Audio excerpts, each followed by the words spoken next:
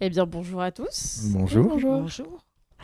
On se retrouve aujourd'hui pour un live sur la mobilité internationale avec Bastien. Bastien. Patricia. Et Alexandra. Super. Alors, Bastien et Alexandra vont nous faire un retour sur leur Sur nos petit expériences. voyage. Sur leur petit voyage. Et Patricia va nous expliquer comment on peut partir au sein de la mission locale. C'est ça, tout à fait. C'est parti. Alors, première question. Oui. On va parler de l'avant-départ, de comment, qu'est-ce qui vous a décidé à partir et comment après vous avez fait les démarches et vous avez su où partir. Ok. Choisissez qui commence. Hein. Et ben du coup, c'est vrai que j'étais un peu perdue. Avant de partir, mon anglais, il n'était pas fameux. Moi, je veux travailler dans la com, dans l'hôtellerie, donc c'est un milieu où il faut savoir parler anglais. Donc du coup, je me suis dit que c'était l'occasion de trouver quelque chose pour pouvoir partir et quand même être accompagnée pour acquérir en expérience professionnelle et personnelle. Donc du coup, voilà, d'où mon idée de partir. Juste, tu nous as pas dit où tu es partie. Alors du coup, vu que c'était vraiment l'anglais que je voulais améliorer, je suis partie en Irlande pendant 3 mois. Donc là, je suis rentrée il y a un mois. Super, merci. Voilà. Bastien, à toi. Bah, moi, pour le coup, ça a été vraiment un coup de tête. À la base, je devais pas du tout partir. Donc, pour le coup, je suis parti en Espagne. Et c'est en fait, lors d'une réunion avec Patricia, elle a évoqué le fait que le voyage se déroulait à Valencia, en Espagne, du coup.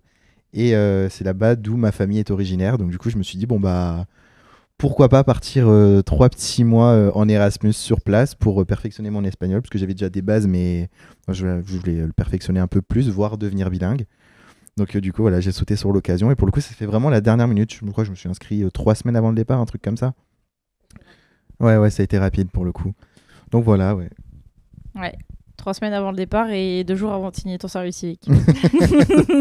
J'ai pas oublié. C'est vrai, c'est vrai. Et du coup, Patricia, toi, comment tu les aides avant le départ comment tu les conseilles En fait, un jeune qui a des envies de partir, voir ailleurs un peu comment ça se passe, ou apprendre une langue. J'explique tous les dispositifs. Déjà, je présente tous les dispositifs. Et puis là, Bastien et Alexandra en particulier sont partis en stage pro pendant 3 mois, c'est-à-dire dans une entreprise. Euh, Il y a d'autres, voilà, on a dans le cadre d'Erasmus, donc on a les stages pro, mais on a le corps européen de solidarité, on a de l'échange interculturel pour quelqu'un qui n'est jamais parti à l'étranger, sans sa famille, sans ses amis. Parce que là, c'est un voyage qui se fait quasiment seul, on va dire. Même si, enfin, c'est encadré, parce que ils se sont retrouvés avec des Italiens, des Espagnols, des Français aussi, mais d'autres missions locales. Donc, c'est un avantage. De partir, en fait, c'est une réelle plus-value dans un parcours professionnel. C'est sortir de la zone de confort. Alors, c'est vrai que c'est le mot à la mode, hein, c'est la petite phrase à la mode, mais et là, c'est vraiment ça, parce que le confort, du coup, on ne sait pas à quoi on s'attend dans le logement, on ne sait pas combien on va être. Enfin, a priori, on a un nombre de lits, mais bon, des fois, ça peut être surbooké. Euh, et c'est aussi un temps de pause active. Ce matin, je réfléchissais à ça, en fait, c'est un temps de pause, mais où tu ne fais pas rien. C'est-à-dire, tu es en stage pro, mais tu réfléchis à ton projet professionnel également. Il y en a pendant les mobilités qui en ont changé, comme Thomas, qui n'est pas là. Ouais. Mais Thomas, il a carrément changé son projet pro, pris contact avec une école, passé des tests. Enfin, franchement, c'est super, quoi. Mm. Et alors, il y a un gros point positif aussi, c'est que les jeunes se rendent compte de ce dont ils sont capables. Il y a une difficulté, il y a quelque chose, comment ils la surmontent. Voilà. Donc ça, c'est... voilà. Moi, j'y crois. J'adore la mobilité internationale pour ça. Et je dis, il y a beaucoup de jeunes qui devraient partir. Ils en apprennent énormément sur eux. Voilà. Justement, est-ce que vous aviez des appréhensions avant de partir sur comment ça allait se dérouler là-bas, sur le lieu où vous allez être.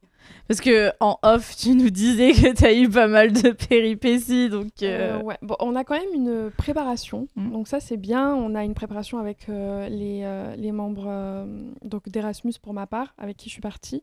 Donc on a toute une visio de préparation, des conseils, ils nous expliquent plus ou moins comment ça va se passer. Donc sur ça, on a quand même un peu... On peut prendre un peu de recul. Après, bon, c'est vrai que sur place, il y a toujours des petits péripéties. Mais alors, moi, je suis une personne très stressée, très carrée. Donc, c'est vrai que, du coup, on m'a un peu jetée comme ça. Et donc, j'ai pas pu trop m'organiser à ce niveau-là. Mais après, c'est vrai que c'est aussi, du coup, j'en ai vraiment appris personnellement sur moi parce que, du coup, ça m'a permis d'être un peu plus laxiste, de laisser plus passer les choses et de faire comment la vie vient.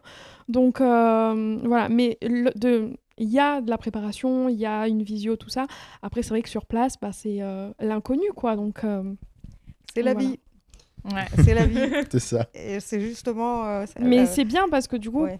on s'en rend pas Ouais. compte forcément quand on est dans une zone de confort en France. Donc, c'est bien de sauter le pas, quoi. Alors, je dirais pas que tu es laxiste. Posé, plus posé peut-être. Ouais. Voilà. Mais Ouais. surtout pas laxiste en plus.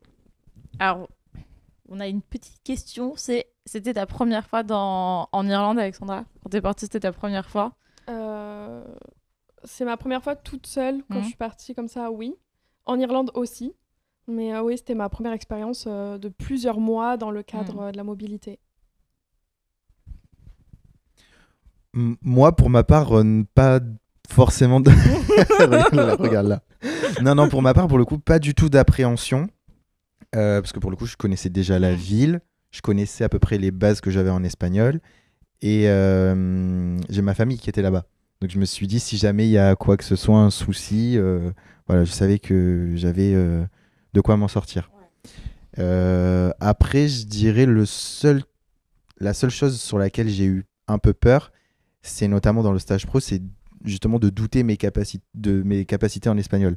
De me dire, bon, bah, dans la rue, dans les commerces, quand je vais faire mes courses, parler à la caissière ou quoi que ce soit, ça va. Mais est-ce que en entreprise, est-ce que j'ai le bon niveau pour parler en espagnol? Est-ce que je vais savoir comprendre? Est-ce que je vais savoir me faire comprendre? Et c'est plus sur ça où j'ai eu des doutes et des appréhensions. Après, sur le déroulé, pas du tout. Bon, les 3 mois, rester seul, c'est un truc qui me fait pas peur du tout. Partir loin de ma famille, pareil. Pour le coup, ça n'a pas du tout été une de mes premières peurs. Abandonner tes potes avant de signer ton service civique. Ça non plus, ça me fait pas peur pour le quotidien, tu vois. Et je recommencerai. Je retiens, super, merci. J'avais une question parce que tu as dit par rapport au confort qu'on a en France de partir, qu'on se rend compte que c'est différent. Je pense que c'est surtout aussi par rapport à notre confort, de nos habitudes. Oui. Pas forcément du pays dans lequel on est, pas forcément en France, mais surtout de nos habitudes qu'on a, nous, en fait, dans la vie de tous les jours, qui, du coup, là-bas, sont totalement chamboulées parce que tu débarques dans un nouveau pays, c'est une nouvelle langue. Si tu as des bases, tu peux t'en sortir. Si tu les as pas vraiment, tu peux un peu ramer, ça peut être difficile. Nous, on est dans notre confort, en fait, à l'étranger. Quand c'est quelque chose de nouveau, forcément, on n'est plus dans notre confort. Donc, c'est plus ça, ouais. Mais ils passent tous un test de langue. Alors, oui, c'est vrai. Voilà. Oui, on passe un test de langue. Je fais passer un test de langue à chacun pour voir... parce que des fois, ils me disent je suis allée en BTS ou des choses comme ça. Mais en fait, ça ne me donne pas une indication sur leur niveau de langue. Donc, je fais faire un niveau de langue, un test de langue. Comme ça, eux, au moins, ils savent où ils en sont. Voilà. Donc, au moins, sur le côté linguistique, c'est bon. Ce que disait Bastien tout à l'heure sur les compétences linguistiques, il y a une différence, effectivement, avec le quotidien, du coup, et les compétences techniques du métier. Et là, on arrive sur les C1, C2. Donc, tu as dû bien progresser, Bastien. Alors, ouais, pour le coup, en plus, je suis tombé dans un stage, vu que je suis resté dans le domaine audiovisuel, je suis tombé dans une société de production qui faisait du doublage pour le cinéma et la télé et la radio espagnole. Parce qu'il faut savoir qu'en Espagne, ils sont très, très implantés avec les langues locales. Il y a le catalan c'est la langue officielle de la Catalogne à Barcelone, mais à Valencia, on en entend moins parler, mais il y a le valencien qui est un dérivé du catalan, mais du coup c'est une langue locale aussi. Et donc en fait, ils ont des chaînes locales, ils ont des gros groupes, des grosses chaînes de télé et de radio tout en valencien. Mm. Donc en fait, du coup, ils produisent tout sur place. Ils font pas faire ça à Madrid parce que sinon, toutes les grosses productions de chaînes de télé ou quoi que ce soit, tout se fait à Madrid pour l'espagnol. Et du coup, c'est en castillan. Et c'est en castillan du Ouais. coup. Mais non, à Valenciennes, pour le coup, c'est du valencien. Et donc, du coup, il faut produire ces programmes-là. Et donc, l'avantage de cette boîte de production, c'est qu'elle faisait aussi école. Ok. École de doublage, du coup, pour les Espagnols qui voulaient s'entraîner à doubler. Donc, en fait, toute la journée, moi, j'étais avec le technicien. Du coup, je l'assistais pour enregistrer les voix, pour lancer les films, tout ça, pour que les élèves puissent doubler. Et pour le coup, là où ça m'a servi, c'est qu'en fait, j'entendais donc la VO des films en anglais et par-dessus, donc j'avais le scénario avec la traduction en espagnol et donc du coup, j'avais la phrase en anglais. Des fois, il y avait des connaissances, enfin des mots que j'avais plus en anglais qu'en espagnol et donc du coup, je voyais la traduction et puis le fait de toute la journée entendre parler espagnol et en plus de le voir écrit avec le scénario à côté, à force, bah, au bout de 3 mois, ça rentre beaucoup plus vite, quoi. Ouais. Et il y a des mots, comme tu disais, Patricia, qu'on n'a pas dans le quotidien, notamment dans les films, des expressions, des trucs comme ça. Si je savais pas, hop là, je sortais un petit Google Traduction et je sortais du coup. Et après, au bout de 3 mois, il y a des mots de vocabulaire que j'ai appris que j'aurais jamais pensé apprendre. Ouais. Est-ce que... Enfin, est-ce que... Non, c'est pas ça que je voulais dire. C'est quoi la plus grande différence que vous avez remarquée entre le pays dans lequel vous étiez et la France? Alors, Non, mais c'est bon, t'inquiète.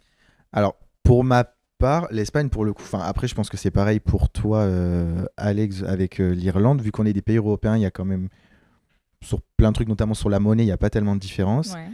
Moi, je sais qu'en plus, on est parti dans une période où l'inflation était à fond. Je sais que la différence que j'ai vraiment vue, c'est vraiment sur les prix. L'Espagne, c'est vraiment la différence, c'était les prix. Vraiment, quoi. J'avais, sur le même plein de courses que je faisais en France, j'avais 20 ou 30 euros de moins en Espagne. Alors que nous, tu vois, c'était plus l'inverse. Ah ouais? En Irlande, c'était plus cher. Donc, Ah.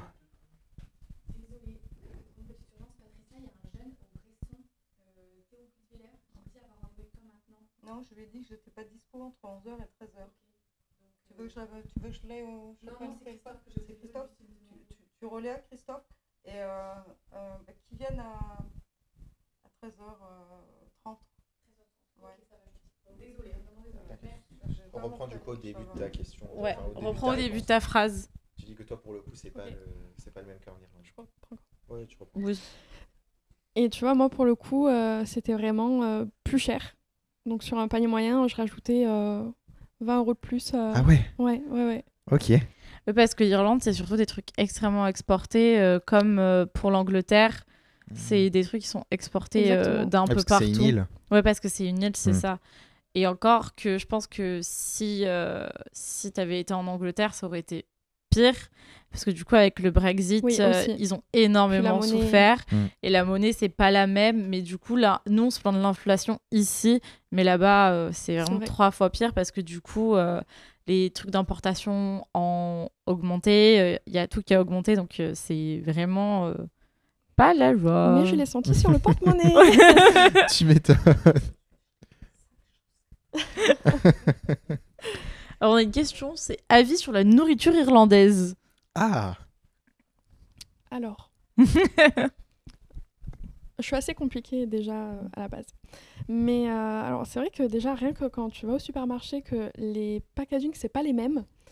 T'es là, tu te dis, bon, ça donne pas trop envie, mais il va falloir manger. Donc, ça va, mais j'ai mis une petite semaine quand même, déjà, rien que pour faire les courses. Après, sinon, il y a des restaurants qui font de tout. Après, sur place, niveau restauration, on a de tout, donc ça va. Mais c'était vraiment plus niveau supermarché, courses, c'était plus compliqué. Mais voilà. Ouais. Après, dans les bed and breakfast, tout ça, c'était pas... Bon, ça, après, c'est le vrai brunch, Ouais. petit-déj anglais, donc ça, par contre, c'est cool. Eux, ils mangent vraiment du salé le matin, Ouais. voilà, donc voilà. Non, ça va, c'était vraiment plus au niveau supermarché, c'était compliqué, mais après, pour trouver un restaurant, même le matin, ça, c'était assez sympa et assez facile.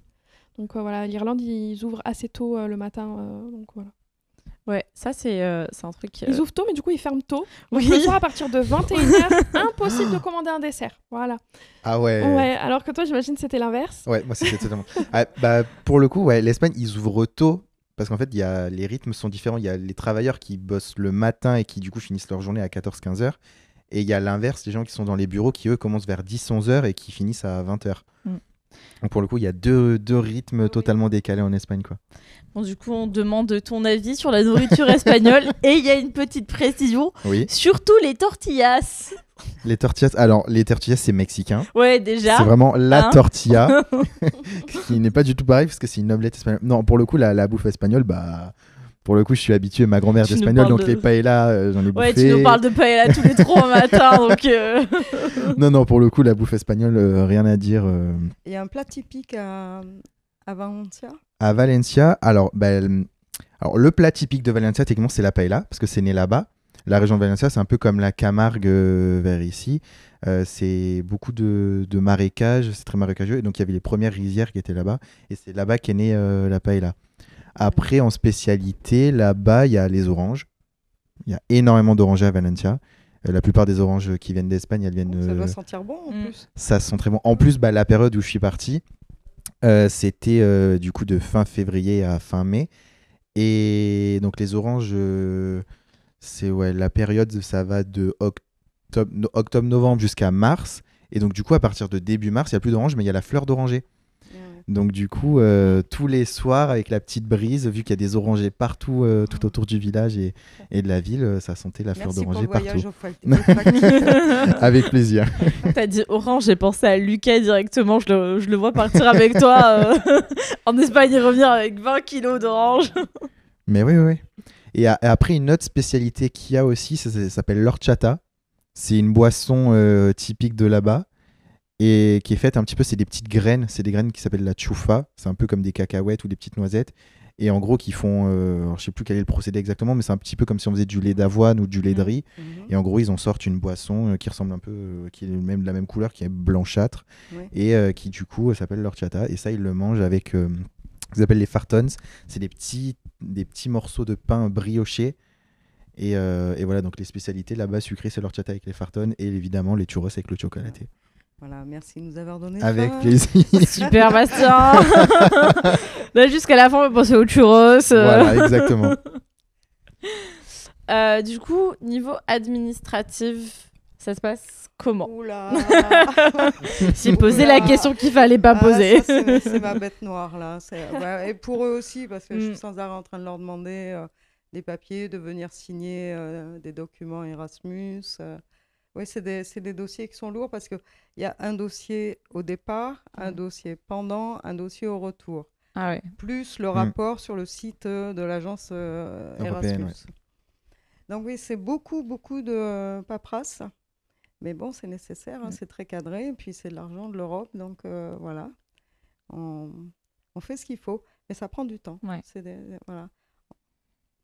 Mais c'est pour eux, je crois que ça doit être le plus difficile quand ils sont... en relation avec l'entreprise où il faut faire les registres de présence, le rapport de fin de flux, autant pour eux que pour le tuteur. Parce que du coup, ça se fait dans la langue où on part en plus. Donc, donc puis avant, on a toujours une visio. En plus, après tous les documents à faire, on doit faire un CV dans la langue dans laquelle on part. Ouais. On a tous les papiers à remplir, du coup, tous les contrats, les papiers administratifs. Mais juste avant de partir, du coup, on a la visio avec, une visio de avec préparation les responsables. pédagogique, avec les tuteurs sur place. Ah ouais, d'accord. Je trouve ça super. Ah oui, ils partent pas comme ça. Hein. Ah oui, non. On est quand même accompagnés. Voilà.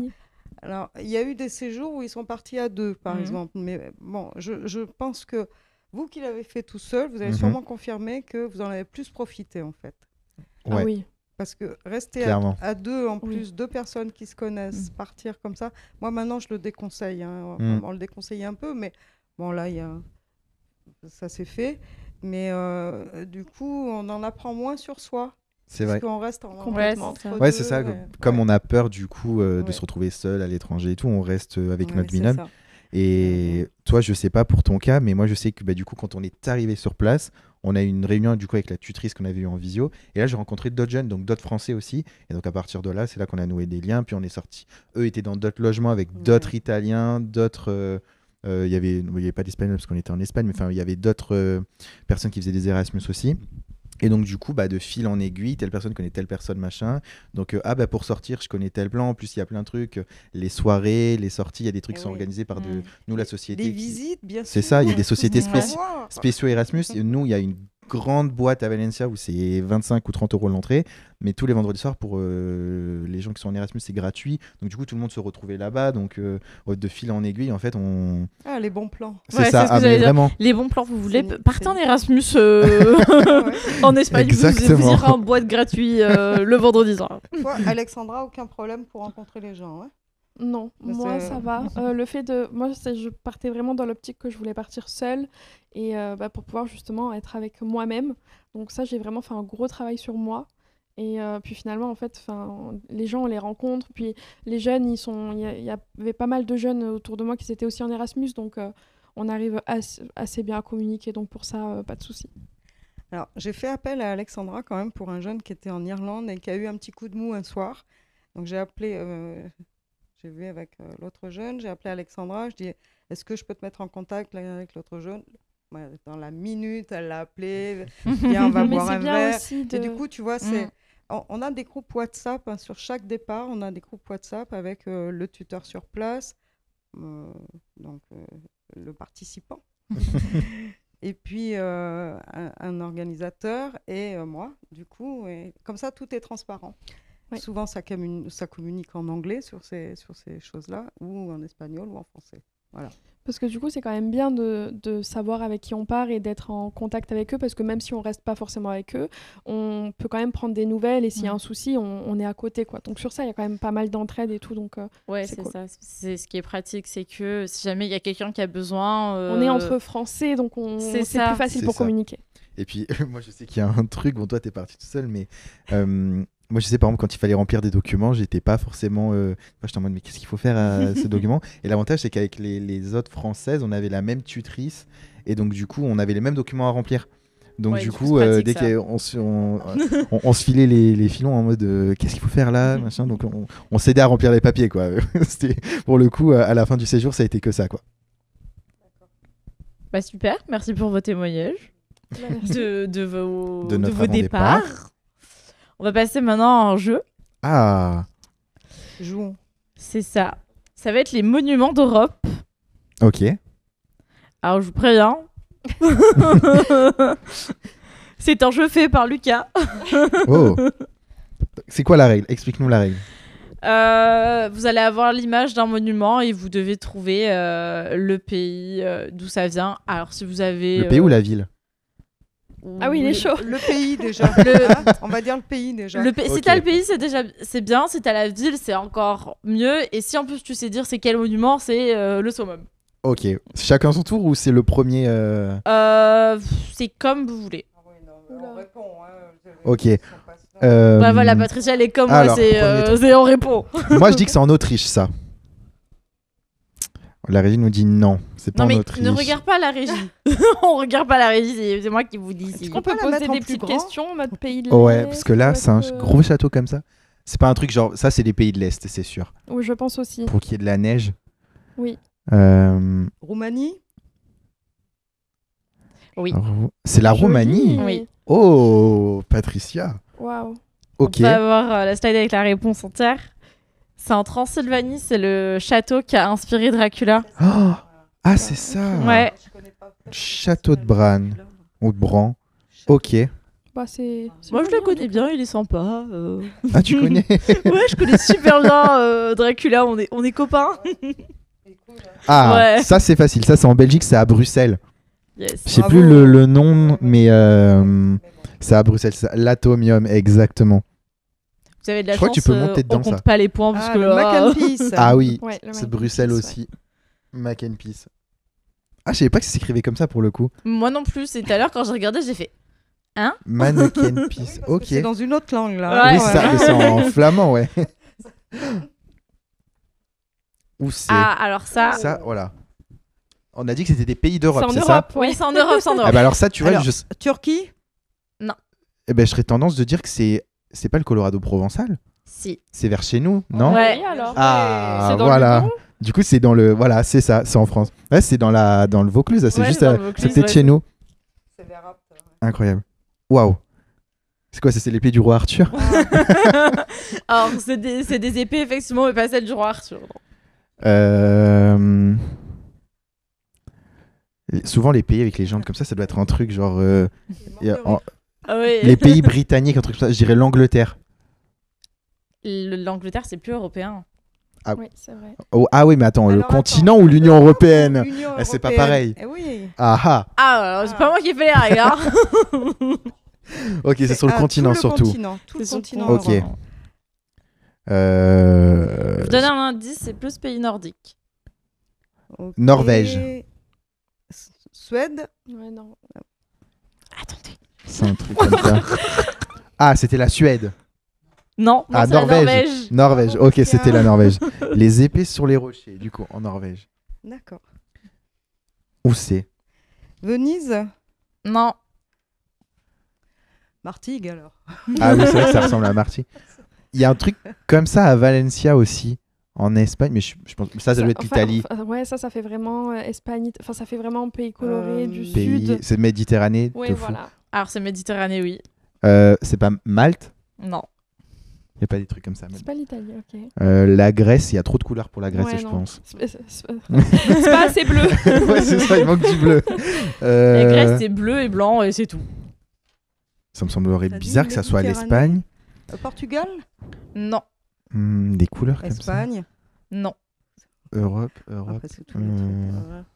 On va les faire Euh, tous. Je vous avoue va- que on moi, va la faire. première fois que je l'ai vu, j'ai dit Venise. Hein, donc, et Bah après, ouais. quand j'ai vu la réponse, j'ai dit, je savais pas du tout que ça. Enfin, jamais je Ça l'aurais nous eu. aide pas, du coup. Waouh. Est-ce qu'on peut avoir des indices? Est-ce que déjà c'est en Méditerranée? C'est en Méditerranée. Ok. C'est pourtour méditerranéen, c'est ça? Donc si on fait Portugal, Espagne, Ah non, Portugal, il n'y a pas de boue Italie. Quoi? en Méditerranée au Portugal. C'est 100% Il y en a Atlantique. pas? Il y en a pas un petit bout? Non. Ok. Patricia qui se fait engueuler. Alors j'en étais à l'Italie. Alors après, on va voir tout ce qui est Croatie, Ah, c'est vrai que Croatie, Monténégro.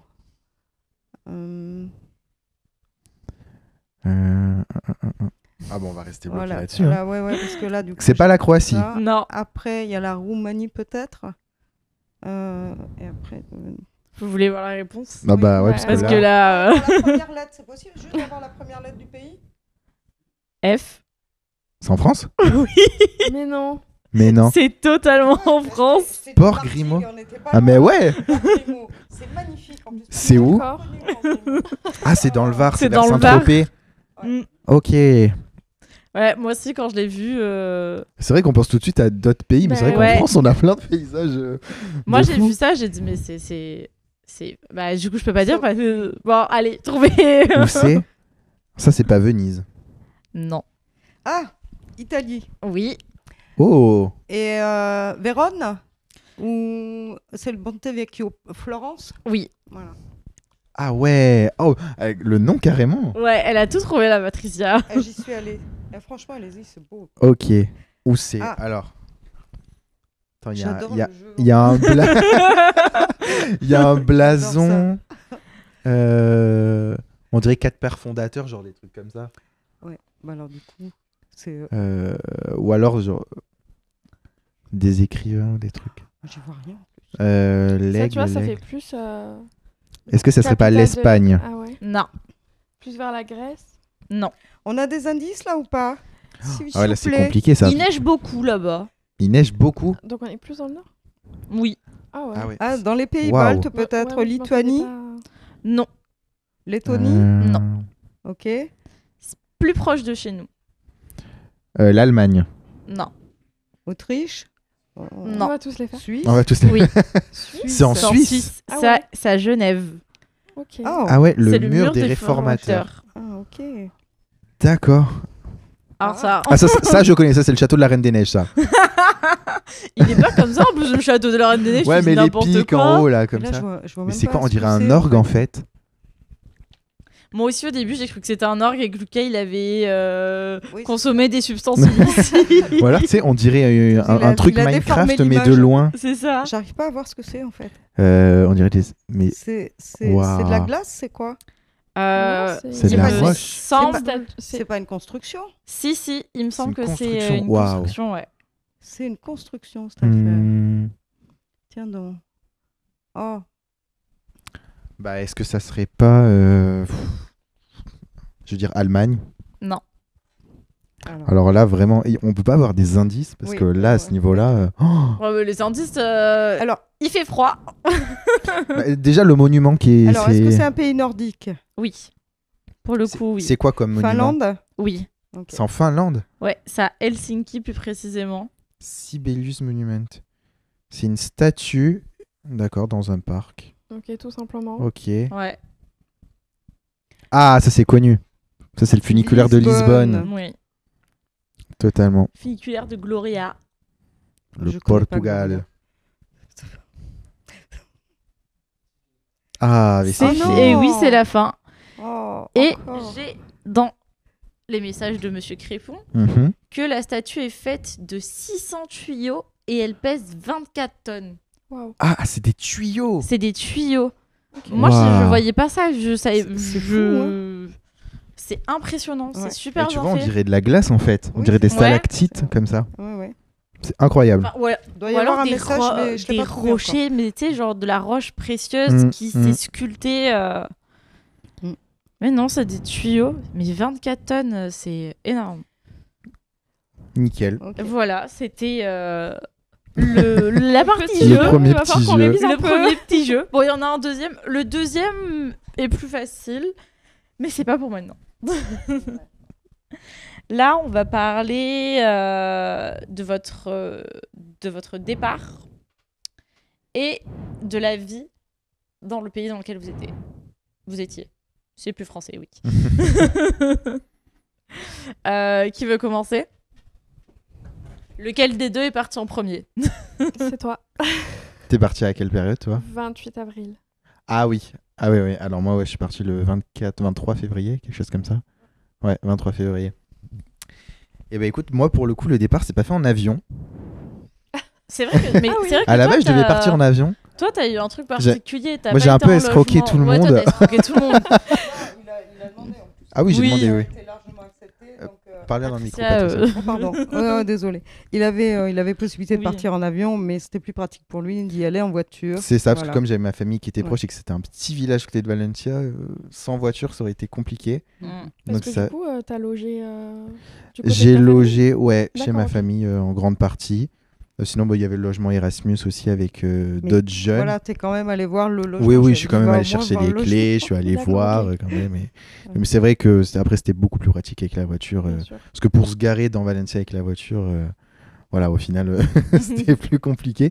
Non, mais pour le coup, ouais, le départ, moi, c'est effectué en voiture. Et puis, j'avais bien chargé la voiture à bloc parce que pour 3 mois d'affaires, vu que j'étais pas limité en place, le coffre était rempli. Je me rappelle de ta story parce que Oh là t'étais là. partie la nuit. Ouais. Et je me rappelle d'avoir ouvert ça le matin et d'avoir vu le nombre de trucs qu'il prenait. Et je me suis dit, mais il part que 3 mois. En fait, il déménage, il nous l'a caché. Ah oui, mais Et il court Bastien, pas il revenir. a un style, il a un look, attention.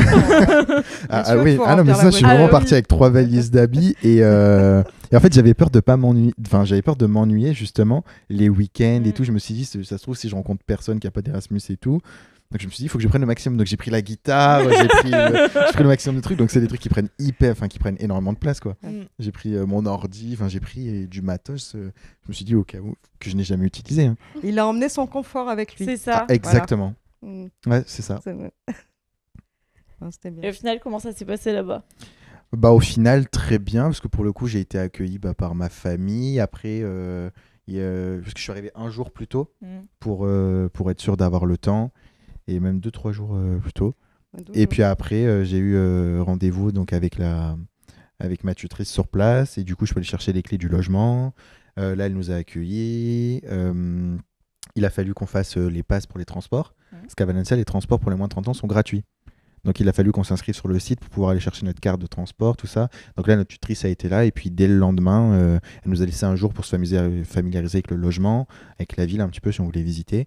Et puis dès le lendemain, on avait une petite réunion d'information où il fallait remplir tous les documents sur place. Enfin, il n'y avait pas beaucoup à remplir, mais il fallait juste qu'on signe une charte pour le logement. Il fallait qu'on donne la caution du logement aussi. Et puis voilà, et puis après c'était parti quoi. Bah, super.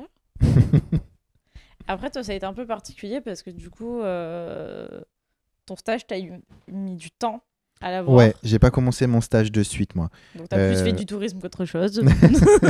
C'est ça. À la base, ma tutrice avait trouvé un stage dans une radio, mais qui finalement s'est pas fait. Et en plus, il y avait aussi ce problème, c'est que les gros groupes à Valenciennes en radio, ils parlent le valencien. Ouais.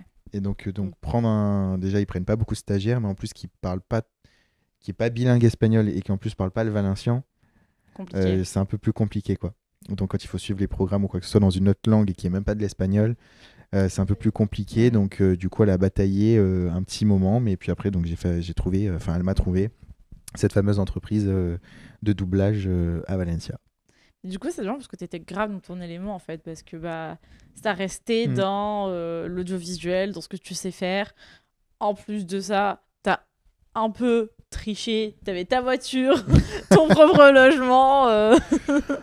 En fait, c'est ça, je pense qu'on a rempli le même document, mais avant de partir, quand on a fait tous les papiers, on a aussi rempli une fiche, entre guillemets, une fiche métier pour nous demander dans quel secteur on voulait partir, en faisant... C'est ça, en faisant une liste de choix par ordre de préférence. Et puis après, c'est la tutrice sur place qui du coup a cette fiche et nous cherche un stage en fonction des choix qu'on a remplis. Quoi. C'est ça. Du coup, c'est pratique parce que au moins, c'est pas vous allez là-bas et trouver quelque chose, quoi. C'est on vous fait d'abord remplir des papiers pour voir ce qui vous intéresse. Puis ils nous trouvent le stage. Il se peut qu'il y ait des soucis, que ça nous correspond pas. Ils en retrouvent un derrière. Donc non, sur ça... ça va. Et toi, du coup, la vie là-bas? Alors moi, du coup, je suis partie en avion. J'aurais pu essayer à la nage, mais... Plus compliqué, ouais. Voilà, donc moi, j'avais pas la grosse voiture, donc une valise en soute et un sac de 21 kilos. Donc voilà, fallait le charger pour 3 mois. Enfin, finalement, j'ai pris tellement d'affaires, j'ai pas tout mis non plus. Alors, comment ça s'est passé donc une fois là-bas? Alors, moi, je suis arrivée, c'était très tard, c'était un dimanche. Donc, du coup, les tuteurs, ils travaillaient pas, mais bon, ils ont pris sur leur journée, ils nous ont appelé des taxis, donc sur ça, ils ont été assez cool. Arrivé au logement, du coup, moi, j'étais avec des Italiennes, donc elles étaient déjà là, elles savaient que j'étais là, donc elles m'ont accueillie. J'avais ma petite chambre tranquille, donc c'était cool. Après, donc, alors... Moi, vu que Patricia m'a accompagnée au niveau de la mobilité, j'avais une petite semaine un peu à la cool. Au moins, à la cool, on a quand même pas mal bougé. On a fait beaucoup de visites culturelles, tout ça. Donc, du coup, moi, j'avais quand même une petite semaine d'adaptation. Voilà, on va dire ça comme ça. Mais ça n'a pas empêché aussi d'avoir la réunion 3 jours après pour signer tous les documents, donner la caution, tout ça. Et puis voilà, ça s'est bien passé. Super. Et du coup, tu as fait un stage, c'est ça? Alors, par où commencer? C'est ça, j'ai fait un stage du coup, donc j'ai commencé une semaine après dans un magasin de vêtements, donc qui était dans mon second choix sur la liste, bosser dans un magasin. Mais c'est vrai que il était un peu, je sais pas, c'était une rue qui était pas très passante, il y avait pas énormément de monde, et en fait à part demander s'ils voulaient un sac, et voilà, j'avais l'impression que je pratiquais pas assez, donc je m'en suis rendu compte assez vite, je pense. Ah oui, assez vite, oui. Bon, après tu peux dire aussi qu'avec l'employeur ça s'est pas bien passé. Oui, bon, il y avait aussi l'ambiance qui allait pas, enfin c'était un tout. Ouais, c'était un tout, mais c'est surtout moi je suis arrivée vraiment dans le but de perfectionner mon anglais et je parlais pas, quoi, donc ça plus la mauvaise ambiance, j'étais là, j'ai appelé Patricia en pleurs, c'est bon, je rentre. Voilà. Ouais, parce que c'est handicapant, du coup, parce que tu veux partir pour améliorer ton anglais. Ouais. Et au final, c'est limite, t'es dans une rue qui est pas passante et limite dans le magasin, on te met dans un coin et on te laisse là. Et c'est... Donc, du coup, ils sont en partenariat avec des boutiques, des magasins, etc. Donc, ils m'avaient trouvé ça qui me correspondait pas. Donc, du coup, je leur ai dit que ça me correspondait pas. Donc là, il y a eu 3 bonnes semaines avant de retrouver un stage parce que du coup, eux, de leur côté, il fallait aussi qu'ils trouvent. Et donc moi, j'ai eu l'idée de trouver mon stage aussi de mon côté. Donc, puis bon, ça leur a pas trop plu que je trouve mon propre stage parce que eux, ils ont leurs entreprises, etc. Ouais. Donc j'ai dit, ok, écoutez, trouvez le stage. J'en ai profité pendant 3 semaines. J'ai fait tout le tour de l'Irlande. Je me suis régalée. Donc voilà. Et puis bon, après, j'ai enfin trouvé un stage qui me correspondait dans un hôtel. Ça s'est super bien passé. Là, j'ai vraiment pu parler. Je faisais de la réception, donc ce que je voulais faire à la base, et aussi un peu petit-déj, préparation de petit-déj, tout ça. Donc c'était hyper intéressant et je faisais pas tout le temps les mêmes choses. Donc c'est ça surtout qui était bien. Puis voilà, donc j'ai trouvé un bon stage et j'ai fini du coup tout mon Erasmus avec eux. Bah, c'est cool parce que du coup, tu as pu avoir ce que tu voulais, Oui, voilà, on a c'est-à-dire su rebondir.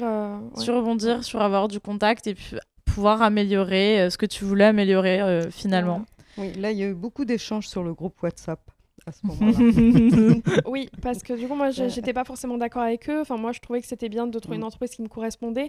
Après, je comprends aussi que du coup, je leur fais leur travail, entre guillemets, que eux, ils ont aussi des collaborations, etc.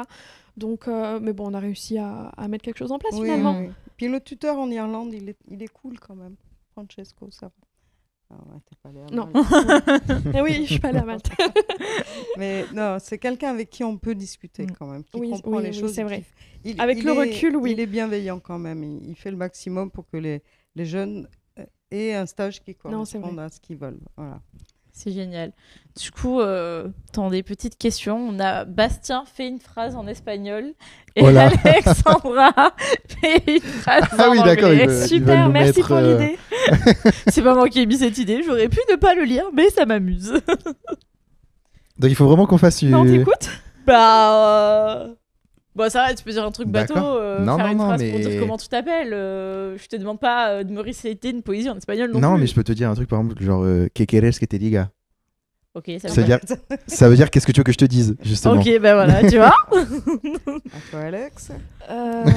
J'ai pas d'idée, mais je vais simplement dire During my internship, I work in a hotel, in a reception and in a breakfast. Durant mon stage, j'ai travaillé dans un hôtel à la réception et au petit déjeuner. Ben voilà. Super. Voilà. On s'est amélioré quand même. Bah ouais. Oui, attention. C'est vrai qu'on l'a pas fait de avant-après, mais... Je voulais le faire, mais j'ai oublié. Mais oui, c'est vrai, on aurait pu faire avant-après. C'est vrai que ça aurait été drôle. Ouais. Enfin, ça peut être une idée, du coup, pour les prochains. De Carrément. leur faire se filmer en train de parler anglais et de voir comment ça évolue sur les 3 mois, en fait. De faire, bah voilà, ça c'est au bout d'1 mois, ça c'est au bout de 2, et ça c'est au bout de 3. Parce que ça peut être une idée. Même s'il y a des personnes qui ont plus de mal à parler, etc., rien que entendre la langue H24, 7 jours sur 7, bah en fait, c'est ça. On s'y habitue, quoi. C'est ça, et puis en fait, notamment... Quand on est à l'étranger, on prend l'accent de fou, quoi. Oui, c'est surtout qu'on n'a pas le choix. C'est ça. Donc, c'est bien aussi. Ouais.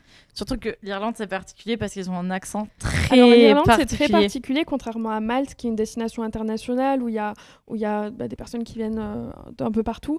L'Irlande, ils ont un langage très particulier, ils ont un accent très particulier, ils mâchent leurs mots. Et ils parlent irlandais aussi. Ouais. La langue irlandaise, elle n'est pas morte. Donc ouais, assez compliqué à ce niveau-là. Il m'a fallu 1 mois quand même à chaque fois. Mais en vrai, ça va. Sur ça, ils répètent, ils sont patients, ils le savent. De toute façon, ils voient ma tête, ils voient que je suis pas irlandaise, quoi. Donc, oui, t'es pas rousse, trop blanche. Donc ils le savent. Ils le savent. On s'en est aperçu quand on a pris le ferry pour partir visiter les îles d'Aran, où on avait un guide, enfin dans le bateau là, il disait ce qu'on voyait, tout ça. Tout était dit d'abord en irlandais et après en anglais. Et, ça, c'est cool. Et c'est là où tu vois que l'irlandais, vraiment, c'est très ancré quand même. Ouais. Ils ont un sport national qui existe nulle part au monde ailleurs. Enfin, c'est top, quoi. Enfin, non, oui, ils ont vraiment ils sont très ancrés. Mais je crois qu'il y a qu'en France, techniquement, où on n'a pas ça, parce que moi, c'était exactement le même cas à Valencia. Oui. À Barcelone, c'est avec le catalan. Nous, avec Valencia, c'était avec le valencien, c'est pareil. Tout dans le métro ou dans les rues, même dans les documents officiels, tout est dans la région de Valencia, tout est d'abord en valencien et après en castillan, en espagnol. Après, en France, ils le font de plus en plus quand on se rapproche de l'Italie, de l'Espagne, dans les trains, souvent, ils le font aussi. Mais c'est vrai que pas tout le temps. On n'a plus les langues même locales. Sur les panneaux, il n'y a pas écrit. Si, sur certains panneaux encore. Mais c'est que sur les panneaux de ville, tu vois. Mais on n'a plus les documents officiels, on n'a plus comme c'est en Irlande et comme c'est en Espagne, par exemple. Ouais, c'est ça. Alors moi, dans le cadre d'Erasmus, quand même, je vous le disais tout à l'heure, ils ont parlé espagnol et anglais. Et dans le cadre d'Erasmus, je suis partie 1 semaine en Pologne, d'accord ? Et je ne sais dire qu'un seul mot. Une semaine, d'accord ? Le polonais, c'est super dur, je vous le dis. Et je sais dire John Carrier, ce qui veut dire merci. Je suis quelqu'un de très poli, au moins ce mot-là. Au moins, c'est le mot que tu as retenu. Et je me suis régalée. J'ai découvert un pays magnifique et des gens charmants. Voilà. Et c'est très bien charmant. La Pologne, super. Bon, près de l'Ukraine maintenant, mais sinon, j'y suis allée là en juin, donc fin juin, début juillet. Et du coup, c'est aussi l'avantage de ton métier et de notre accompagnement mobilité, c'est que tu voyages. Parce que la mobilité, il y a effectivement la mobilité pour les jeunes, mais il y a aussi la mobilité pour les conseillers, même s'ils ne sont pas référents mobilité internationale. Voilà. Pour rebondir sur ce que tu as dit tout à l'heure, on a une question pour Patricia, c'est est-ce que tu as souvent des jeunes qui t'appellent parce qu'ils veulent rentrer? Parce que ça se passe mal Alors, là, sur les 10 départs, j'ai eu un jeune qui m'a appelé. Oui, alors, ce qui n'avait rien avec le stage en lui-même ou la mobilité. C'est un problème en France, donc du coup, voilà. Oui, ça peut arriver, de toute façon, ça peut arriver. Ouais, le mal du pays. Non, ça, par contre, ça, non. non. Non, ça, non. Peut-être, nous, quand on signe la charte, c'est écrit qu'il y a des conditions pour rentrer. On ne peut pas rentrer parce qu'on en a marre, parce que du coup, ça fait partie du jeu, en fait. On s'inscrit. Oui. Si tu rentres avant pour un motif, il y a 3 motifs. Voilà. Si tu rentres avant en dehors de ces 3 motifs, tu rembourses Erasmus. Et ce qui est normal, parce que quand on s'engage sur quelque chose. Donc, non, il y a quand même... on ne peut pas rentrer comme ça, quoi. Ok, super. Bon, vu qu'on a eu vos 2 témoignages, on va regarder la petite vidéo que Bastien a fait non, que Thomas. de l'Espagne. Ah, on commence par Thomas. Précisez aussi, vous m'envoyez Bastien. Moi, je dis Bastien. Trop cool. Bon, on va regarder la petite vidéo que Thomas a faite de lui en Irlande. Je sens que ça va être très marrant. Et après, on regardera celle de Bastien. Salut mes petites loutres, c'est Thomas. Dans cette vidéo, je vais vous présenter mon voyage direction Galway en Irlande. Je suis parti grâce à ma conseillère référente en mobilité internationale et avec le programme FEM, un dispositif Erasmus+. J'ai vécu 3 mois dans cette ville qui est la 2e plus grosse du pays pour y effectuer un stage en entreprise. J'ai pris l'avion de Marseille à Dublin en faisant escale à Amsterdam et une fois arrivé à l'aéroport, un bus direction Galway. Une fois sur place, j'ai fait la connaissance de mes colocataires et du logement. L'appartement était mixte, pouvant accueillir jusqu'à 6 personnes avec 2 chambres, 2 salles de bain, un salon, une cuisine ouverte et une terrasse. Et grâce à FEM, aucun loyer à payer. On ne paye pas l'eau et on a un forfait pour l'électricité. Mon entreprise de stage était une friperie qui s'appelait Irish Cancer Society où je travaillais 4 à 5 heures par jour du lundi au vendredi. Mais le choix de l'entreprise dépend des recherches que vous faites. Partir à l'étranger signifie aussi découvrir la culture locale, comme faire la tournée des bars, découvrir les plats traditionnels, les sports locaux, les paysages et évidemment le temps magnifique d'Irlande. Le programme FEM, c'est franchement le bon plan. Partir 3 mois dans un pays à l'étranger avec un financement total, que demande le peuple ? Pour s'inscrire, c'est super simple. Grâce au conseiller de la mission locale, il vous suffit d'avoir un projet professionnel, un CV en anglais, une lettre de motivation et bien évidemment une carte d'identité ou un passeport valide. En espérant vous avoir donné envie de partir. Évidemment, Thomas. À la fin. Du coup, on peut regarder celle de Bastien aussi. Alors moi, pour le coup, il n'y a pas de son. J'ai juste fait des petits extraits vidéo des 3 mois que j'ai passé là-bas. Parce qu'en plus, il faut savoir que la période où on part en Espagne, enfin notamment pour le départ de Valencia, tout le mois de mars, c'est les fêtes à Valencia. Ouais, mais toi donc en fait, vraiment en vacances. c'est the fête à Valencia, c'est l'événement de l'année, quoi. C'est trop cool. Pour sortir, pour tout ça. Donc, c'est les fêtes qui s'appellent les Falias. Alors que moi, je suis partie juste après la Saint-Patrick. Ah ouais, du coup. Hop là, voilà, ça c'est des drapeaux qui sont sur le port. Par exemple, vous voyez, il y a le drapeau espagnol et le drapeau valencien. Ouais. Voilà, tout ça, ça se passe pendant les fêtes. C'est un des plus beaux feux d'artifice d'Europe. Et puis voilà, après, tout ça, évidemment, des soirées, des sorties, toutes les processions. C'est bien, il y a un truc qui revient souvent, c'est les boîtes et les bars. C'est ça, exactement. Non, mais notamment pendant les fêtes des Falias, il y a beaucoup de trucs. En gros, ils construisent, pour la faire rapidement, ils construisent ces espèces de grosses statues qu'on voit là. Et le dernier jour, le 19 mars, donc la veille du printemps, ils les brûlent. Et en gros, c'est pour brûler tous les miasmes, tous les mauvaises choses qui se sont passées pendant l'hiver. Et du coup, pour le renouveau du printemps. Et donc, du coup, à la base, c'était juste des tas de bois qui brûlaient comme ça. Et puis après, maintenant, c'est devenu des œuvres d'art pour que ce soit beaucoup plus joli. Et donc, du coup, voilà, là, il y a la ville, un petit peu tout. Voilà, évidemment, on profite. Ah, ça, c'était dans mon stage.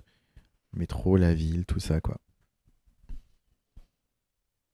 Et voilà, du coup, il y a beaucoup... Quel beau ciel bleu. C'est ça, exactement. Il y a énormément de pétards, de feux d'artifice, tout ça, c'est ce qu'on a vu au début, en fait. Parce que les Espagnols et les artifices, voilà, ça fait qu'un. Donc, c'est ça tous les jours. Et tout le mois de mars, pendant les fêtes, c'est le seul moment dans l'année où ils ont le droit d'utiliser des pétards comme ça, même la rue. Donc, en fait, toute la journée, on se balade dans la rue et ça pète partout. Il y en a même spéciaux pour les enfants. Ok. Et donc, les enfants, ils en ont des tout petits, mais du coup, ils te font péter sous les pieds quand tu marches. Donc, voilà, c'est... Tu peux nous Comme ça, dire c'est la température qu'il faisait pendant que tu étais là-bas? Bah alors ça dépend, je suis arrivé au mois de février, en vrai il faisait aussi froid qu'en France, un peu plus doux mais j'étais quand même en pull. Et puis après, juste après les Fallas, en fait à partir de fin mars, début avril, on a commencé à avoir des premières chaleurs, donc il nous faisait 25. Et puis après, ouais, fin avril, début mai, quand j'étais en stage, j'y allais avec une bouteille d'eau parce qu'il a failli des 30-35 degrés. Mois de mai, il faisait déjà 35 degrés, j'allais à la plage. Malheureusement, j'avais pas pris mon maillot parce que je pensais que j'allais. Il avait- avait tout il pris avait- sauf le maillot. Il avait plus de place Non. dans la voiture. J'avais plus de place et je pensais que j'irais pas à la mer parce que d'habitude j'y vais en juillet. Donc là, je me suis dit, bah, mois de mai, il fera pas chaud. Et en fait, il a fait super chaud. Donc j'allais quand même à la plage, je me trempais les pieds, mais pas plus. Alors que moi, j'ai pris mon maillot. Et toi, tu t'en Mais, es pas servi. Ouais, non, moi, j'étais vraiment en pull jusqu'à 2 semaines avant la fin. Donc, je suis rentrée le 26 juillet. Donc, mi-juillet, j'étais en pull, quoi. De la pluie. Après, bon, la température était un peu plus douce, mais il fallait rester. De toute façon, l'Irlande, c'est réputé pour ça. Après, c'est aussi ce qui rend tout Oui. ce qui est Ouais. paysage, tout ça unique. Hein. Mais l'Irlande, c'est pas réputé pour le soleil. Je me suis quand même baignée. Oui, mais c'était froid. Mais Ah bah. j'ai réussi. On imagine bien, t'inquiète pas. Et là, j'ai, à titre d'information, il fait actuellement 28 degrés à Valencia et 16 à Galway. Voilà. Ok. Super. Écoute, bah, au mois de septembre, ouais, 28 degrés, c'est pas ouf. Hein. Hmm. On va passer au prochain jeu. Ah, Jouons.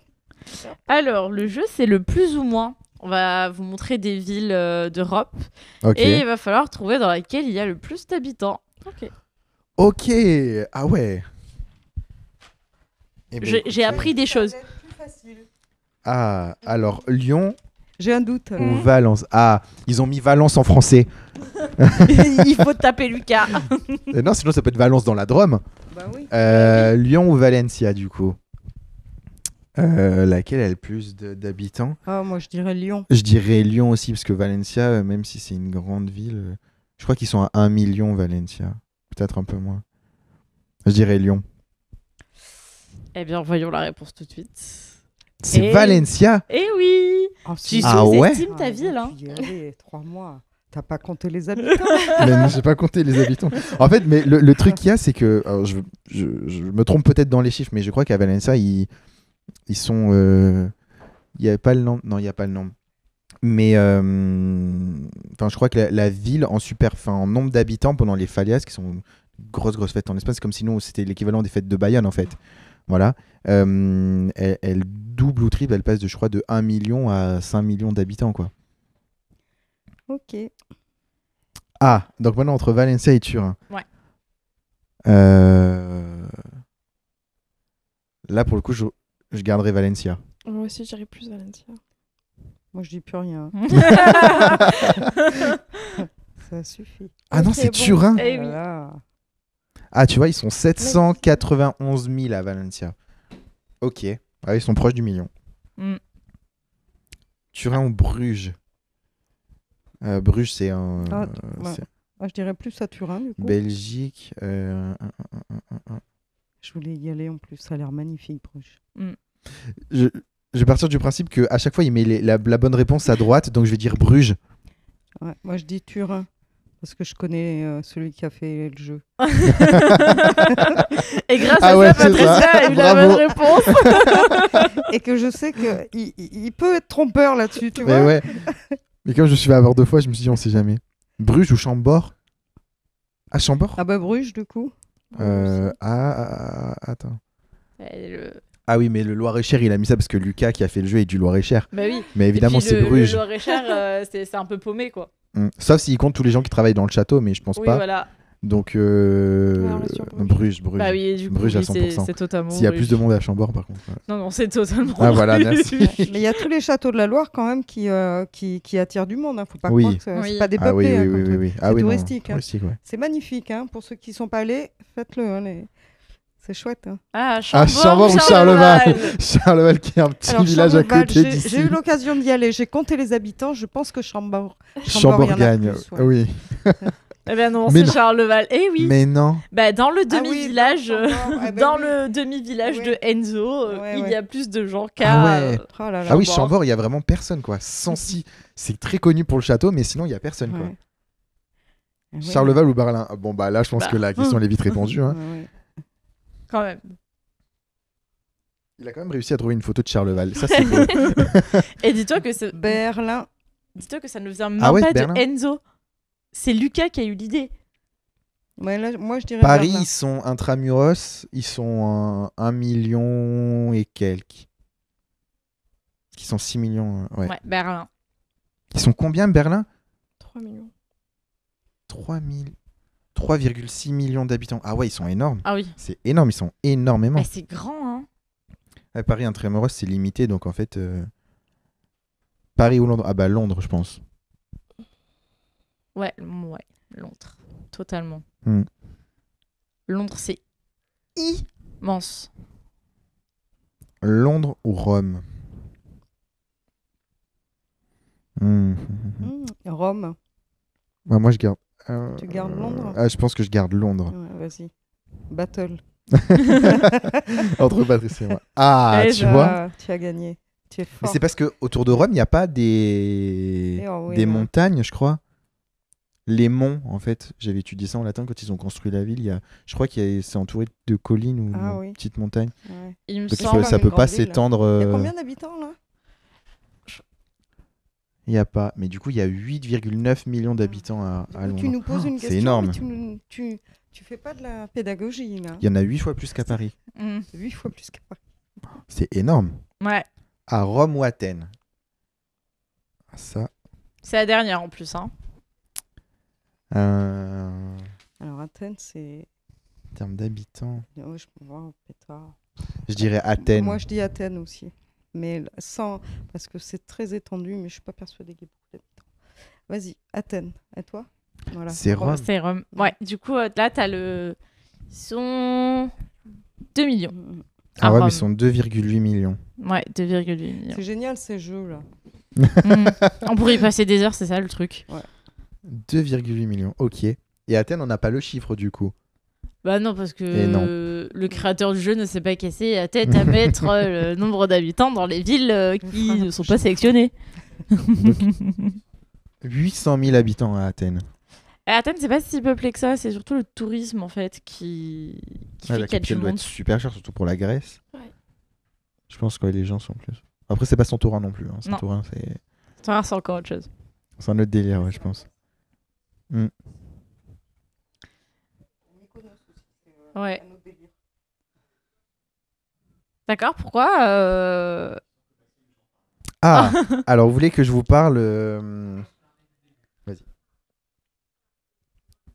Alors, donc vous voulez que je vous parle de ça. Ça, en gros, c'est pendant toute la fête des Fallias. Si vous me lancez là-dessus, je peux passer 4 heures à vous expliquer. Hein. T'inquiète, je te couperai. Non, en gros, toute la fête des Fallias, donc je vous expliquais que du coup, ils font toutes ces structures en bois qui brûlent du coup le 19e jour. Tous les jours, pendant ces 19 jours de fête, il y a des pétards tous les jours et tous les week-ends, tous les soirs de week-end, il y a les feux d'artifice. Et donc là, en gros, c'est les 2 derniers jours, le 18 et le 19 mars, où c'est les offrandes à la Vierge. En gros, ils mettent donc cette statue de la Vierge géante sur la Plaza de la Virgen à Valencia. Et en fait, toutes les délégations, parce que c'est pas que la fête de Valencia, c'est la fête de la région de Valencia. Et donc du coup, il y a une délégation par quartier et par ville tout autour de Valencia. Donc il y a énormément de délégations. Et donc du coup, ils viennent toutes, et c'est notamment les femmes, qui viennent du coup offrir des bouquets à la Vierge.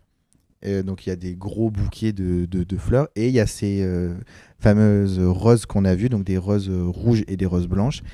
Et donc, du coup, ils traversent tout Valencia et ils viennent jusqu'à la place où, en gros, ils offrent ces roses à la Vierge. Et après, sur ces tréteaux de bois, ils mettent les roses et ils constituent la robe de la Vierge en fait.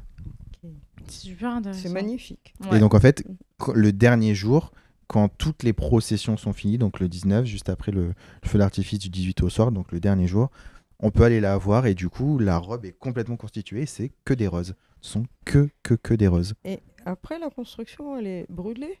Non, Ah, celle-là non. Celle-là non, voilà. celle-là c'est les offrandes à la Vierge, donc il reste une semaine, je crois, jusqu'à ce que les roses soient fanées. Et après, ils démontent tout. Ok. Mais non, pour le coup, C'est chouette. les constructions, en fait, c'est devenu un vrai métier. C'est les artistes falières, ce qu'ils appellent ça là-bas. Et donc, du coup, toute l'année, ils passent à construire ces statues, à les dessiner, à les concevoir. Comme le corso de Pélissane. Hein. Un an de préparation. Non, parce que c'est un vrai métier. Avant, comme c'était juste du bois qui brûlait, là, aujourd'hui, en fait, il faut calculer. Ils en font une œuvre d'art pour que ça soit joli. Et surtout, en fait, au niveau du tourisme, ça rapporte énormément. Il y a des sponsors. Ces statues-là, qu'il y en a qui peuvent faire jusqu'à 4-5 mètres de haut, elles peuvent valoir jusqu'à 300 000 euros pièce, même plus. Waouh. Quasi, il y en a certaines qui s'approchent du million, les beaucoup oui. plus grosses. Et en fait, parce qu'il y a des sponsors, donc ça coûte énormément d'argent. Et en fait, le but, c'est de les brûler.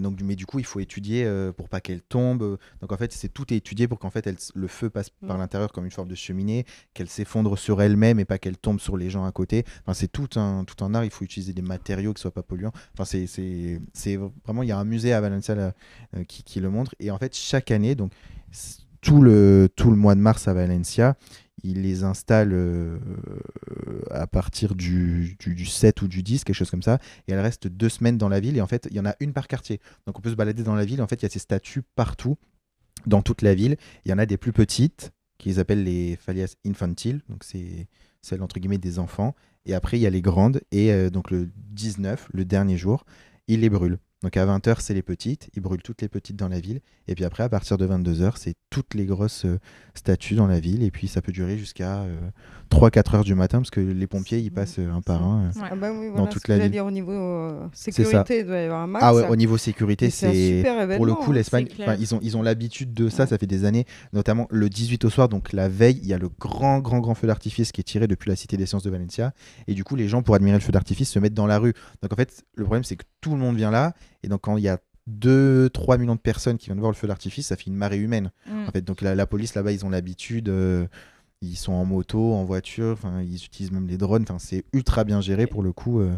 Les pompiers sont partout. Vu que c'est des artifices, les pétards, n'importe qui peut acheter des pétards. En Ouais. plus là-bas, c'est pas cher. N'importe qui peut acheter des feux d'artifice, donc c'est ultra bien géré, ultra bien cadré, quoi. Ouais. C'est une très belle histoire, Bastien. Ouais, Merci. Avec plaisir.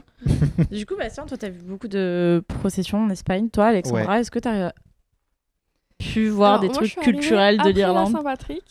T'as Mais- raté le meilleur. Voilà. Mais du coup, il y a eu le Festival international d'art. Donc ça, c'était super. Il y avait vraiment, il y avait statues, peintures, films. Donc tout ça, la plupart étaient gratuits. Donc ça, c'est bien. Donc ça a duré une bonne semaine. Et en plus, c'était avant que je parte, donc il faisait beau. Ah oui. Donc ça, voilà, c'était vraiment le gros truc qu'il y avait quand moi j'étais. Après, moi, personnellement, j'ai vraiment visité toute l'Irlande. J'ai fait aussi un peu d'Irlande du Nord. Mais voilà, c'était le gros festival qu'il y avait à ce moment-là. C'est super. Franchement, c'est trop bien. On est parti à des bonnes périodes. Ouais, grave. C'est vrai, non, mais c'est vrai grave. que les départs sont bien choisis pour le coup. Oui. Et je sais que Thomas, lui, est parti un poil plus tôt, et je crois que lui, pour le coup, il y est allé pendant la période de la Ouais. Saint-Patrick. Oui, oui. Ouais. Bah oui, oui, à la oui. Saint-Patrick, il y en avait 3 à la Saint-Patrick Ouais. là-haut, Ah bah c'est ça. à Galway. Ouais. Toi, Bastien, est-ce Mhm. que tu as beaucoup parlé de Valencia, mais Oui. du coup, est-ce que tu es allé à l'extérieur de Valencia? Tu as découvert d'autres villes, d'autres endroits? Alors, pendant ma mobilité, de grosses villes, non. Parce qu'on est techniquement, en train, on est à 2 heures de Madrid, on est à 3 de Barcelone. On a hésité, du coup, avec les Français qui étaient avec moi sur place à y aller, mais ça s'est pas fait parce qu'en fait, il y a énormément de trucs à faire, notamment dans la région de Valencia.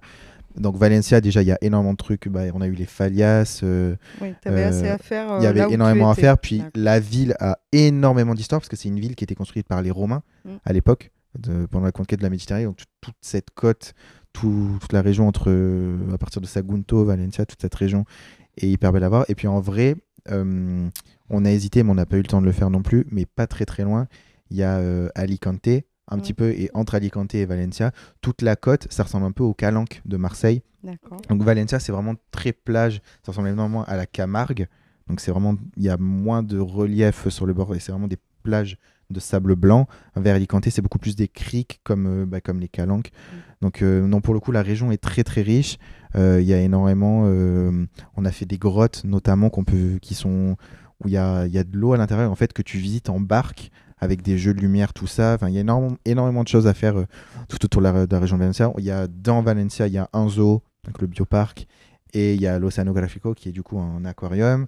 Enfin, il y a énormément de choses à faire. Mais t'as Il y a- quand il y a de même quoi fait faire. pas mal de visites. Ouais. Ouais, il y Ouais. a quand même beaucoup. Il y a des trucs que j'ai pas refait parce que je les avais déjà fait avant Oui, avec bien ma sûr. famille, des choses que j'ai déjà vues, mais il y a une énorme cité des sciences qui est un peu l'équivalent du centre Pompidou à Paris. Enfin, il y a énormément de choses. Et puis, juste à côté, vu que du coup c'est une région marécageuse, il y a l'Albufera qui est du coup une sorte d'étang avec toutes ces zones marécageuses. Et donc, du coup, il y a des institutions. Enfin, il y a un grand restaurant où, du coup, ils te font la meilleure paella. Enfin, il y a plein de trucs à visiter. Il y a tout un parc naturel avec des flamants roses, tout ça, Oui. avec des oiseaux protégés. Enfin, vraiment, et c'est à 5 minutes de la ville. 5 minutes en voiture de la ville. Donc, pour le coup, il y a énormément de choses. Pour le coup, on n'a pas énormément besoin de bouger, quoi. Bon, c'est cool ça. C'est super. C'est pas comme comme des grandes îles comme l'Irlande ou autre où il y a beaucoup de choses et c'est parfois plus éloigné C'est ça. que le En Irlande, centre. c'était ça. Alors après, les grosses villes, qui sont des grosses villes pour l'Irlande, pour Oui. nous, pas forcément. Mhm. Mais par exemple, Dublin, si tu veux vraiment faire la capitale, il faut prévoir 4-5 jours. Mais, Ah oui. parce que si vraiment tu veux faire toutes les sorties, tous les trucs, mais enfin, pas plus, quoi. Donc, Ok. non, moi j'ai beaucoup bougé parce que là où j'étais, c'est vrai qu'en une semaine, tu fais le tour de la ville. Mais alors, par contre, ce qui est bien, c'est que niveau transport, c'est hyper simple. Mm. La carte, ça se recharge, donc tu peux vraiment faire dans tout le pays. Donc ça, c'était bien. Et il y a les destinations. Bon, on met un peu de temps, mais les destinations, elles sont faciles d'accès en train et en bus. Donc ça, c'est bien. Et même en bateau, du coup. Donc voilà. Je crois qu'à un moment, la régie nous ont mis la vidéo. On va pouvoir voir s'ils arrivent à la retrouver. Voilà, c'est ça, c'est la vidéo de la Crema. Donc, du coup, en gros, quand ils brûlent les statues le dernier jour, donc voilà, c'est un ensemble de pétards. Et du coup, ces statues qui sont énormes. Et du coup, voilà, elles prennent feu le dernier jour. Et donc, voilà, il y a tout un truc d'artifice. Là, on voit les petits sacs devant. C'est que juste avant, ils ont tiré un feu d'artifice. Mais voilà, donc du coup, quand ils brûlent les statues, après, tout s'enflamme. Et puis ça impressionnant. dure pendant une bonne demi-heure, quoi, le temps que tout brûle, quoi.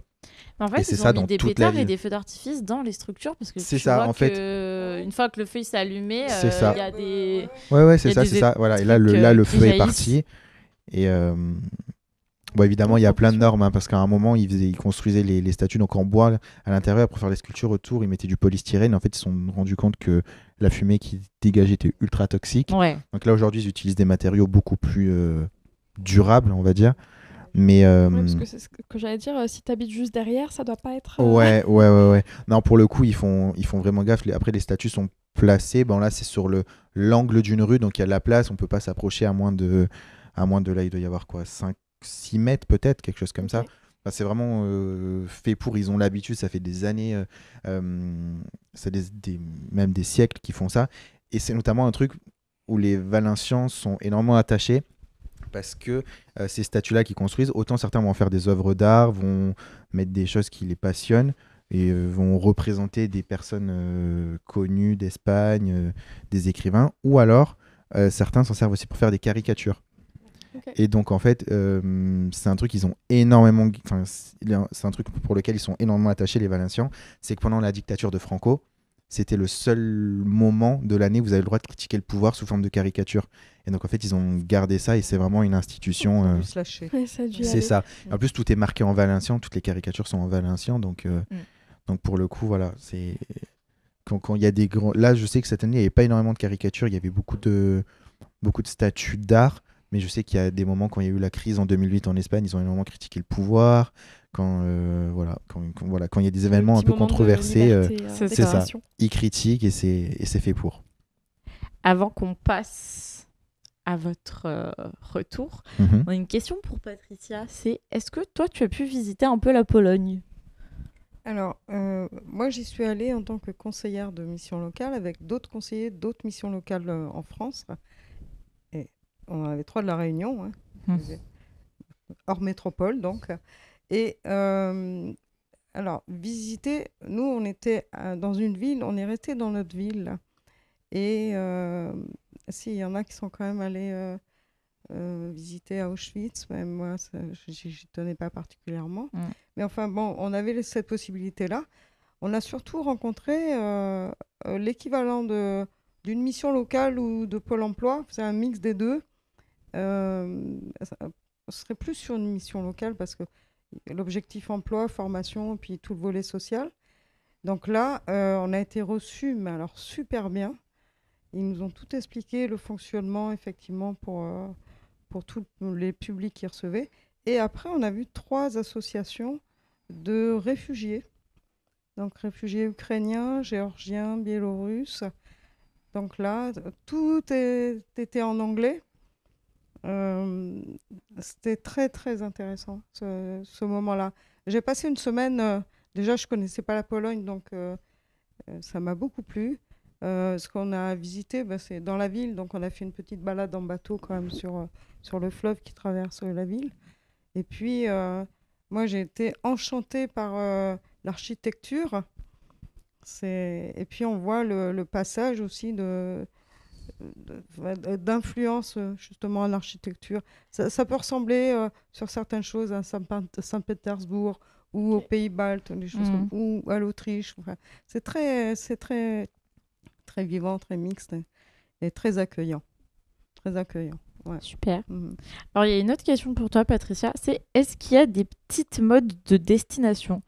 Il y a écrit, genre, il y a 10 ans, c'était l'Allemagne, Malte, aujourd'hui. Alors, Malte, nous, alors à la mission locale de Salon, quand même, on fait partir des jeunes depuis 1999. D'accord? Ah oui. Quand même. Donc, du coup, pour nous, on connaît réellement la plus-value d'une mobilité. Après, des phénomènes de mode, en fait, non. Oui, bien sûr, avant le Brexit, tout le monde voulait partir en Angleterre parce qu'ils avaient l'impression que c'était le seul pays où on parlait anglais. Mais en fait, à savoir que maintenant, la première langue pays parlée dans le monde, c'est l'anglais. Ils ont dépassé le mandarin. Donc, c'est une langue commerciale, c'est la langue de tout le monde maintenant, hein, de communication. Donc, des pays où on parle, Malte, ça parle anglais partout. Le Portugal, facilement. La Grèce, ça parle anglais aussi.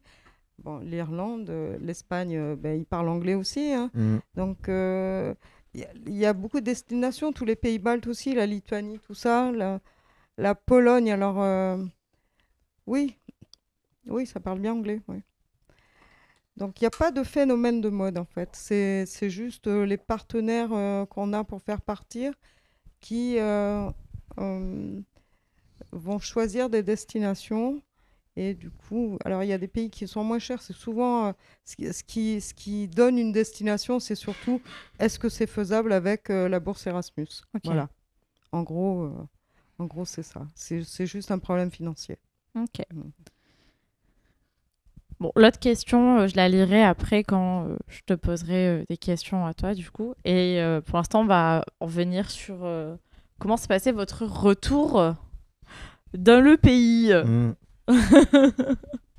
Alors, mon retour. Alors, c'est vrai que 3 mois en Irlande, bon, du coup, moi, nous qui sommes habitués au soleil, tout ça, bon, je commençais un peu à être impatiente de retrouver le soleil, surtout quand il y a les copines qui envoient les vidéos. Donc, j'étais un peu impatiente de rentrer, pour être honnête. Et en fait, quand je suis rentrée, j'étais impatiente de repartir. Donc j'étais vraiment là, oui c'est bien, tu rentres, voilà, mais tu retrouves un peu ta routine, ton truc. Et là je me dis, mais en fait c'est bien quoi, en fait je me dis pourquoi pas repartir. Donc voilà, je suis mitigée. Est-ce que ce départ t'a donné envie de t'expatrier définitivement? Non. Non. Ça après c'est pour mes raisons personnelles. Mais si j'enlèverais mes raisons personnelles et que je garderais vraiment cette expérience, à réfléchir, pourquoi pas. Toi, je te pose pas la question. Oui, tu veux partir vivre en Espagne. Tu me le dis tous les matins, donc oui. Ah ouais, bah ici, ils le savent, ils sont au courant depuis que je suis revenu. Je les insupporte avec ça.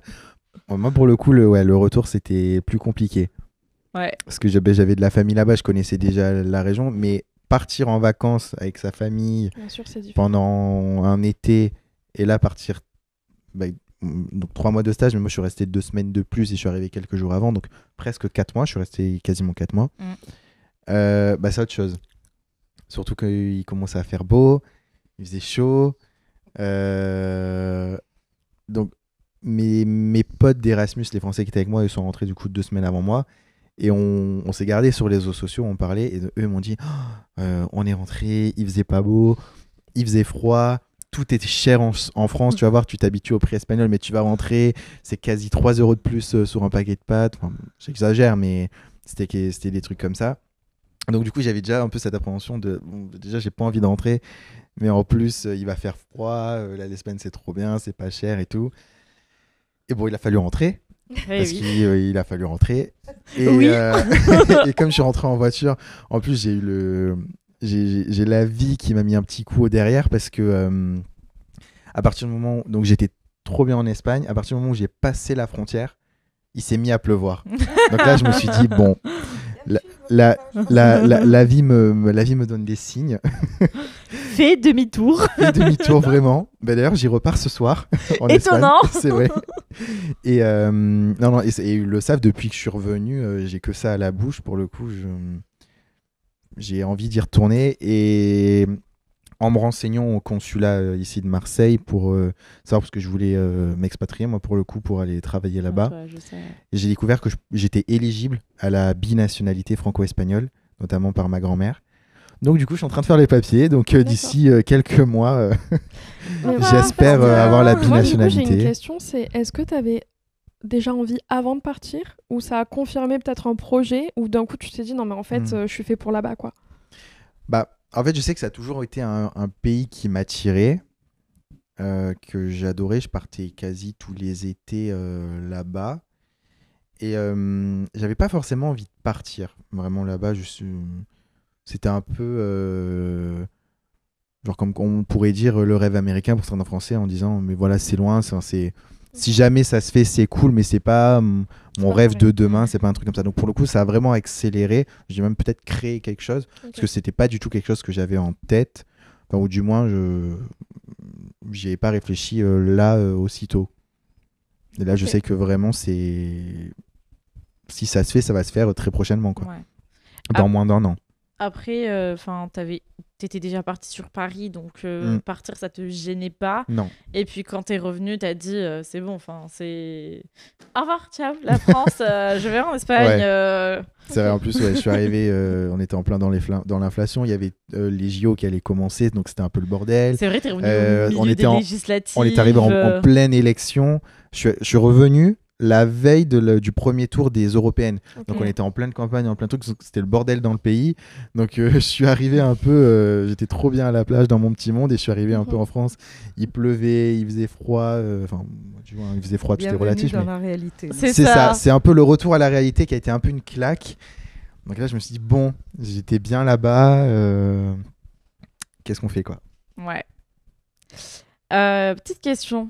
Comment vous allez valoriser sur votre CV le fait que vous êtes parti en Erasmus? Comment vous allez le mettre en avant? Est-ce que vous allez juste écrire fait séjour en Erasmus, ou est-ce que vous allez plus détailler ce que vous avez fait, ce que ça vous a apporté, ce que vous avez appris? Alors, moi, personnellement, sur mon CV, je le mettrais comme un stage professionnel. Du coup, c'est ce que j'ai fait, en citant quelque chose que j'ai fait. Après, c'est vraiment au niveau... une fois que la personne aura le CV devant moi, c'est à moi de mettre cet atout en valeur et de l'expliquer au moment du recrutement ou au moment d'expliquer mon CV, de vive voix ce que j'ai fait, que ça soit une expérience personnelle et professionnelle, parce que c'est important sur un CV de ne pas donner qu'une expérience professionnelle et vraiment un ensemble. Donc, moi, je pense que je le tournerai plus de cette façon-là. Voilà. Ok. Je suis assez d'accord pour le coup. Moi, je l'ai mis sur mon CV, mais je l'ai pas mis sous forme d'Erasmus. je sais que j'ai vraiment noté le nom de l'entreprise et le stage que j'ai fait là-bas. Oui, Parce que pour le coup, l'entreprise dans laquelle j'ai fait mon stage est quand même une entreprise, je crois que c'est américain. L'entreprise s'appelle Iuno. Bon, si je vous dis comme ça va peut-être rien vous dire, mais ils ont des studios dans plein de grosses villes en France, enfin en Europe, même dans le monde. Je crois que c'est à Los Angeles qu'il y a le siège social.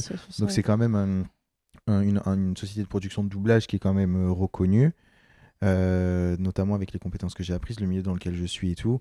Et j'ai pas forcément mis le côté voilà, voyage à l'étranger en avant, mais plus le fait de l'entreprise et après que ça se passe en Espagne. Donc là, comme toi, je pense que j'en parlerai si jamais il y a un entretien, du fait que du coup, j'ai eu la maîtrise de l'espagnol grâce à ça. Et si du coup, je dois me présenter à des candidatures en Espagne, je mettrai ça en avant évidemment en disant que voilà, j'ai déjà travaillé en Espagne et que du coup, je sais exactement mettre en avant la langue. Enfin, du coup, j'ai déjà travaillé, quoi. Ouais. Du moins, même si c'est pas un emploi, j'ai déjà eu une expérience professionnelle en Espagne. Oui, mais tu as gagné en compétences aussi quand même. Technique. Oui, alors, en fait, il y avait des trucs que je savais déjà faire. Disons que je les ai réalisés d'une autre manière. J'ai pas appris plus de choses que je savais déjà. D'accord. Parce que je sortais d'un BTS du coup de technicien du son. Donc du coup, au niveau de la technique son, j'ai pas vraiment appris plus de choses techniques. Mais c'est du coup, je te coupe. Oui. Enfin, tu étais un peu habitué à tout ça. Enfin, c'est dans tous les pays de l'Union européenne, c'est à peu près tout pareil ou... y a de la chance que dans l'audiovisuel, la plupart, et pour le coup, c'est ce qui m'a bien servi, les logiciels et la plupart des termes techniques sont tous en anglais et donc du coup, c'est international en fait. Il y a des normes. Bon là, par exemple, sur l'électricité ou sur des trucs, nous, les formes de câblage, les trucs comme ça, c'est des normes qui sont internationales. Donc du coup, ou alors européennes, mais comme on reste dans un pays européen, dans tous les cas, ça ne change pas. Et non, pour le coup, c'est le logiciel sur lequel on travaillait, nous, d'enregistrement. C'est un logiciel que j'avais déjà utilisé, moi, quand je travaillais sur Paris. Donc pour le coup, les logiciels, les compétences, j'ai rien appris de plus à ce niveau-là.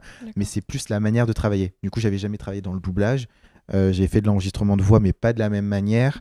Donc c'est vraiment la manière de travailler et ouais, tout ça en fait. Le fait d'être dans des cours, le fait de voir comment ça se faisait les doublages, voilà, tout ça. Plus ça, ouais. C'est bien. Pour le coup, c'est plus ça qui m'a servi. Parce que voilà, l'utilisation du logiciel, ça j'avais déjà pour le coup. Eh bien, merci pour vos témoignages de votre retour parmi plaisir. nous. Maintenant, on va passer à Patricia. Alors, comment on fait si on veut partir concrètement Alors, sur le site de la mission locale, vous trouvez ce petit guide. Derrière ce guide, il y a mon nom, mon mail et le téléphone de la mission locale. D'accord ? Alors, je vous encourage déjà à regarder le site de la mission locale qui est extrêmement bien fait.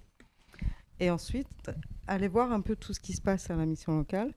Et si vous voulez vraiment partir en mobilité, n'hésitez pas, prenez rendez-vous. Je fais rapide en plus. On n'attend pas 3 mois pour avoir un rendez-vous. C'est vrai. 3 semaines. Voilà. Ah oui, mais moi, ça c'est 3 semaines. Ah, mais des jeunes qui sont motivés, qui veulent partir, qui m'expliquent les raisons pour lesquelles ils veulent partir, je le vois vite, hein, si c'est jouable ou pas. Donc, voilà. Là, j'en ai un, on est déjà à 2 rendez-vous. Oui, parce que c'est vrai que même moi, en fait, il y avait une réunion sur cette mobilité. C'était sur un atelier réunion.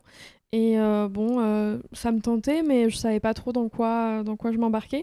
Et en fait, c'est à la fin de l'atelier, et je suis venue te voir, j'ai dit, mais en fait, moi, je veux faire ça, quoi. Ouais. Donc, c'est vrai que ça va très vite, ouais. Moi, je sais que c'est clairement joué sur une semaine. On s'est vu à la réunion avec Patricia le lundi. Quand j'ai entendu Valencia, Espagne, je me suis dit, parce que j'étais pas du tout intéressé par la mobilité internationale à la base, hein. Pour moi, je restais ici, cherchais du taf ici, et puis voilà quoi. Et donc il voulait retrouver ses racines en fait. C'est ça, mais clairement c'est ça. Toi, c'est vraiment quand on a dit Espagne, ça t'a. Est-ce que t'es parti pour la destination? En fait, Valencia surtout. En fait, déjà l'Espagne, c'est un pays qui m'attire et qui me plaît parce que je suis originaire de là-bas. Enfin, je suis pas né là-bas, mais ma famille est originaire de là-bas. Donc déjà, ça m'a attiré l'oreille.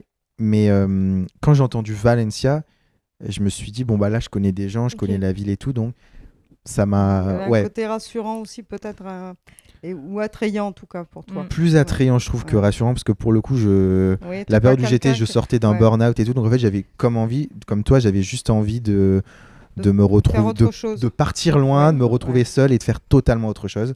Et c'est ce qui a été le cas. Et en fait, je me suis dit, bah, Valencia, c'est une ville que je connais, que j'adore. Donc en fait, je voulais pas partir non plus, me mettre trop en difficulté et partir trop dans l'inconnu, parce que vu que j'étais pas dans une période qui était hyper bien mentalement pour moi, c'est ça, je me suis dit, bon, bah, selon les trucs à voir, et donc là, Valencia, Espagne, j'ai fait sur l'occasion. Et donc le lundi, Patricia en a parlé, je me suis dit, oula, peut-être, je lui en ai parlé de suite, elle m'a dit, bah, donne-moi une réponse le plus rapidement possible. Et je dis, bah, donc 2 jours après, le mercredi, j'avais donné ma réponse, le vendredi, je signais tous les documents. Ça s'est fait en une semaine. Au début, je me rappelle, il était là, bon, je sais pas, parce qu'en plus, je dois signer mon service civique. J'ai fait non, mais m'abandonne pas, parce qu'en plus, les 2 filles qui étaient en service civique avec moi partaient à ce moment-là, donc je me retrouvais toute seule. Et il est parti, et là, j'ai dit, c'est bon, c'est l'abandon, je me fais abandonner. Mais ouais, je t'ai pas lâché avec ça quand même. Non, mais donc, écoute. En fait, Alexandra, tout à l'heure, parlait d'atelier, c'est là où on s'est rencontrés. Effectivement, je présente tous les dispositifs parce qu'il n'y a pas que le stage professionnel, donc il y a d'autres mobilités que je propose. Échange interculturel, par exemple, pour quelqu'un qui n'est jamais parti, ça, c'est une dizaine de jours, c'est vraiment une première étape.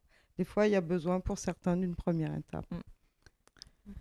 Alors, on pose la question, là, on parle beaucoup de l'Europe, mais est-ce que je peux partir au Mexique ou au Japon ? Alors, oui. Oui. Le Japon, je me rappelle que toutes les destinations sont possibles dans la mesure où tu économises pendant 2 ans. En gros. Non, il faut partir avec un budget. Alors, je vous fais peur là, mais c'est parce que le Japon, par exemple, le logement est très cher. Donc, autant tu vas manger du riz ou des choses comme ça, ça va aller. Si tu manges local, alors dans tous les pays, si tu manges local, tu t'en sors. Par contre, le logement, c'est compliqué. D'accord ? Il y a les PVT, le permis vacances-travail, qui permet de partir. Il y a pas mal de destinations. Alors, il y a le Japon, il y a la Corée du Sud, il y a l'Argentine. Il y a vraiment, voilà, faites-vous rêver. Ils ont un super site, c'est le PVTiste. Et sur ces guides, vous allez retrouver tout ça, tous les dispositifs. Et il y a, chaque fiche est détaillée, chaque dispositif est détaillé. Hop là. Donc, ça permet de voir un peu comment on peut partir à l'étranger. Et puis, on en parle. Là, moi, j'aide des jeunes aussi à faire le dossier PVT, par exemple. Il est un peu complexe, donc il faut s'y atteler. On s'y est mis à 2, ça allait mieux. Voilà. Voilà, il y a plein de destinations. Le service civique international aussi permet de partir partout dans le monde. Ça se prépare. La location qui est de 650 € permet pas forcément de tout financer. Et les structures d'accueil, de temps en temps, il y a la chambre chez l'habitant, mais c'est pas tout le temps. Ou alors, ils offrent le repas de midi. D'accord. Donc, ça se prépare. Il y a des mobilités qui se préparent. Voilà. Autre question, c'est on peut partir toute l'année ou tu es sur des périodes données ? Alors, tout ce qui est PVT, tout ce qui est service civique international, ben là, service civique international, on va être sur des missions à l'étranger. Oui, pour rappel, on ne peut faire qu'un service civique dans sa vie. Donc, quand on est majeur. Si vous l'avez fait en France, vous ne pourrez pas aller à l'étranger. D'accord ? Donc, je vais peut-être pas le signer pour le tout PVT, de suite. pour le PVT, c'est quand le dossier est traité au niveau du PVT, à ce moment-là, vous pouvez partir. Voilà. Et puis, oui, voilà, service civique. Après, il y a le woofing. Il y a d'autres façons de partir aussi. Peu importe, vous partez comme ça, vous avez le visa, vous partez et vous faites du travail dans les fermes, vous aidez dans les fermes, vous avez le gîte et le couvert. Ça se fait bien aux États-Unis, ça. Donc, voilà, il y a des pays qui sont plus ouverts que d'autres. Après, ça dépend. Alors, des fois, on a des pays qui ont subi des catastrophes naturelles et du coup, ils sont moins ouverts là, à accueillir d'autres personnes. Donc voilà, mais sinon, ça se passe bien, quoi. Ouais. Et une autre question, c'est on peut partir plusieurs fois avec le même dispositif? Alors, on peut partir plusieurs fois avec le même dispositif, oui. Il y a alors, le corps européen de solidarité, par exemple, c'est de 1 mois à 12 mois. Alors, si on fait 12 mois d'un coup, par contre, après, ça va être compliqué de partir. Mais tu peux faire du stage pro derrière, ou du service civique, ou du PVT, peu importe. Donc oui, de toute façon, tu peux partir tout le temps, en fait. On a des jeunes qui sont partis, revenus, partis et tout. Il y en a un, on ne savait plus où il était à un moment donné. Parce que du coup, il avait fini sa mobilité, il était rentré en France. Et après, il est parti, il était en Islande, après en Suède. Enfin, du coup, ça a été... c'était chouette pour lui. Parce que, mais bon, alors là, il faut avoir du mental quand même. Parce qu'en Islande, pas grand monde là-bas. Donc, voilà. Mais belle découverte. En tout cas, elle a fait de belles découvertes. Ouais. Et donc c'est tout. Merci, voilà. Patricia. Moi, je sais que je me rappelle, on avait eu, quand j'étais en CEJ, on avait eu un atelier justement sur la mobilité internationale où tu nous présentais tous les dispositifs, où il y avait un dispositif spécifique, par exemple, pour l'Asie, un autre, Erasmus, alors, c'est tout les ça. partenaires. Ouais, c'est les partenaires, c'est ça. Alors, tous ces dispositifs sont quand même dans le cadre d'Erasmus, au niveau de l'Europe. Et quand Eurasianet, par exemple, qui est sur plus l'Asie, alors Asie, ça démarre à l'Inde, Oui. en Inde, et jusqu'au Japon. Là, c'est du service civique international. Voilà. Trop tard pour moi. PVT après. Ouais, PVT aussi, ouais. Ça, c'est jouable. Merci, Patricia. Merci. Une dernière question pour Madame Alexandra et Monsieur Bastien. Je suis devenue très protocolaire d'un coup. Mais écoute. Quel est votre plus beau souvenir pendant votre Erasmus? Waouh, ah ouais, là Il faut qu'on en choisisse un. C'est ça, exactement. Si vous en avez 2, j'accepte. Mais après, si on se met à dire 3 à 4, on va finir dans 2 heures. Bon, alors moi, je vais faire quelque chose de général, comme ça, au moins, ça englobe pas mal de choses. Je dirais les rencontres. Parce que, ça, c'est le truc qui m'a le plus marqué, en fait. Parce qu'on rencontre tellement de monde, de nationalités différentes, et on arrive à tisser tellement de liens en 3 mois, donc en peu de temps. Donc, les rencontres et toute la partie voyage, visite, ça aussi, c'est... j'en garde... des souvenirs magnifiques, quoi. Vraiment, toute la partie culturelle, c'est hyper enrichissant. Super. Voilà. J'avoue que je suis pareil, j'arriverai pas à choisir. Je pense qu'il y a entre les rencontres, toutes les sorties et tout. S'il y a vraiment un truc qui m'a marqué, je pense que c'est pendant la fête des Falias. C'est l'avant-dernier soir, le grand feu d'artifice. Déjà parce qu'on n'en a pas comme ça. Enfin, c'est vraiment un ensemble. C'est déjà, en fait, les fêtes, c'est vraiment le moment marquant. Mais déjà, les fêtes, vu que ça se passe au mois de mars, je les voyais à la télé en France. Mais comme j'étais toujours au lycée, à l'école, par-ci, par-là, impossible de partir. Donc, c'est la première fois de ma vie que j'ai pu les faire. Donc, voir un truc que je vois à la télé depuis que je suis petit, en vrai, pour une fois, je pense que ça a été ça, mon moment marquant. Ouais, ça doit être super chouette. C'était un truc, ouais. C'était incroyable. Bravo. Eh bien, merci beaucoup. Merci de nous avoir merci à toi. De rien. Alors, on va faire les actus de la ML. Là, c'est la partie super fun. C'est vraiment le moment qu'on adore à la fin des lives. Vu la tête de Lucas, en régie, oui. On peut le constater. Alors. Donc, le 7 septembre, la mission locale intervient sur le forum des associations. Ah oui. La journée des associations de Salon. Et puis, on a des collègues quand même qui font Charleval, Alain, Sénas, Lançon. Donc, c'est pas mal. Voilà. Donc là, la mission locale est partout sur notre territoire. Heureusement qu'il y avait Patricia pour me sauver. Sinon, je vais vous faire le planning des lives parce que ça, au moins, c'est à jour. Ça, c'est à Je jour. me plaindrai plus tard à la personne qui a fait cette liste. Alors, nous... Ouais. C'est moi qui m'en charge en plus. Alors, nous nous revoyons le 13 septembre pour un live Fall Guys. Ça va être très marrant parce que je ne sais pas jouer à ce jeu. Je ne sais pas pourquoi j'ai décidé de participer. Yeah, ouais. Et ce sera ouvert à tout le monde. On va faire un serveur, je ne sais pas du tout si ça s'appelle comme ça, mais on va faire un serveur exprès où on vous mettra le code pour que vous puissiez participer et jouer avec nous. Et il y aura des récompenses à la clé selon Il y aura vos des prix, oui. classements. Je vais y arriver. Le 20 septembre, c'est un live sur le projet Montagne, car nos chers amis de la mission locale qui sont partis faire une petite ascension reviennent. Oui, Petite, ouais, non, une bonne ascension quand même. Bonne Petite, ascension, ils sont oui. montés jusqu'à 3400 mètres quand même. Hein. Ouais. Bravo à Reviennent eux. et vont donc nous raconter leur parcours. Petit retour d'expérience. Et petit retour d'expérience et comment ça s'est passé. Et le 27 septembre, c'est live De la fin de l'été. sur la fin de l'été. Et oui, ça tombe bien parce que le 21, c'est le début de l'automne. Donc, c'est tout bénef. Tout s'y tient finalement. Et oui, tout est bien cadré. C'est cohérent pour une fois.